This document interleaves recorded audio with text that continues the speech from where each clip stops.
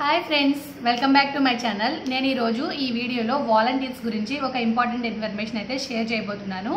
వీడియోని ఎక్కడ స్కిప్ చేయకుండా చూడండి. అలాగే వీడియోలోకి వెళ్ళే ముందు మన వీడియోకి ఒక లైక్ ఇచ్చి సబ్స్క్రైబ్ చేసి వీడియోని స్టార్ట్ చేయండి. ఆ ఇన్ఫర్మేషన్ ఏంటి అంటే, రీసెంట్గా మనకి ప్రెస్ మీట్ జరగడం జరిగింది. ఆ ప్రెస్ మీట్లో నిమ్మల రామానాయుడు గారు, మంత్రి రామానాయుడు గారు ఉన్నారు కదా, ఆయనైతే ఒక ఆసక్తికరమైన న్యూస్ అయితే షేర్ చేయడం జరిగింది వాలంటీర్స్ గురించి. అదేంటి అంటే, వాలంటీర్స్ వ్యవస్థని కొనసాగిస్తారా లేదా అనే క్వశ్చన్కి ఆన్సర్ ఆయన చెప్పడం జరిగింది. ఖచ్చితంగా వాలంటీర్ వ్యవస్థని కొనసాగిస్తాము అని చెప్పారు. ఎందుకంటే కూటమి ప్రభుత్వం అధికారంలోకి వచ్చే ముందు ఇచ్చిన హామీలలో వాలంటీర్ వ్యవస్థని కొనసాగిస్తాము అనే హామీ కూడా ఒకటి, అలాగే ఇంటింటికి పెన్షన్ అందిస్తాము అనే హామీ కూడా ఇచ్చారు.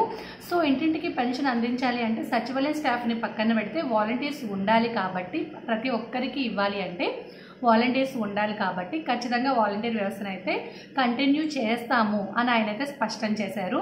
అలాగే వాళ్ళకి 10,000 జీతం ఇస్తామని కూడా స్పష్టం చేశారు.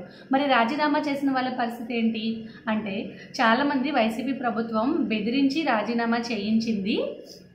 కాబట్టి దాని గురించి మేము ఒకసారి రివ్యూ చేసి వాళ్ళని తీసుకోవడం జరుగుతుందని రామానాయుడు గారు అయితే చెప్పడం జరిగింది. అలాగే ఎప్పుడైనా ప్రభుత్వం ఒక వ్యవస్థను పెట్టింది అంటే వాళ్ళు ప్రజలకు అనుగుణంగా పనిచేయాలి, కానీ పార్టీకి అనుగుణంగా చేయకూడదు అని ఆయన చెప్పారు. వైసీపీ ప్రభుత్వం వాళ్ళని పెట్టడం వల్ల వాళ్ళందరూ కూడా వైసీపీ ప్రభుత్వానికి అనుగుణంగా పనిచేస్తారు, ప్రజలకు అనుగుణంగా చేయకుండా.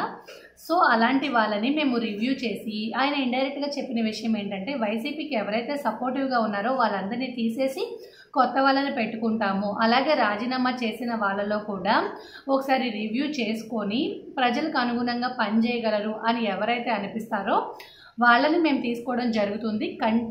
ఖచ్చితంగా వాలంటీర్ వ్యవస్థ అయితే కంటిన్యూ అవుతుంది అని ఆయన చెప్పారు. దీన్ని బట్టి చూస్తే రాజీనామా చేసినా చెయ్యకపోయినా సరే, చేసిన వాళ్ళు సేఫ్, చెయ్యని వాళ్ళు అన్సేఫ్ అని అయితే ఏమీ లేదు.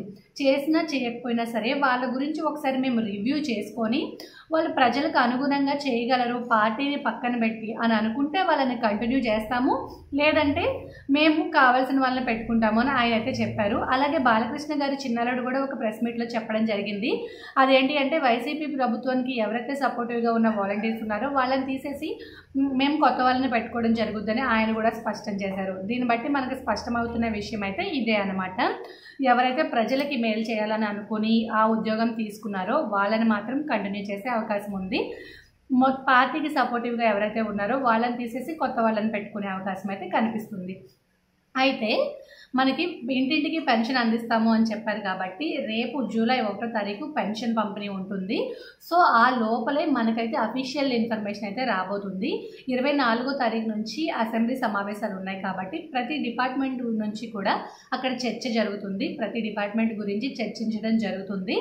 అప్పుడు ఈ విషయాన్ని గురించి కూడా ఖచ్చితంగా చర్చిస్తారు.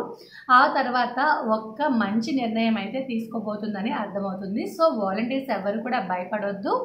అలాగే చాలామంది డిగ్రీ క్వాలిఫికేషన్ అంట చాలా రూమర్స్ స్ప్రెడ్ చేస్తున్నారు.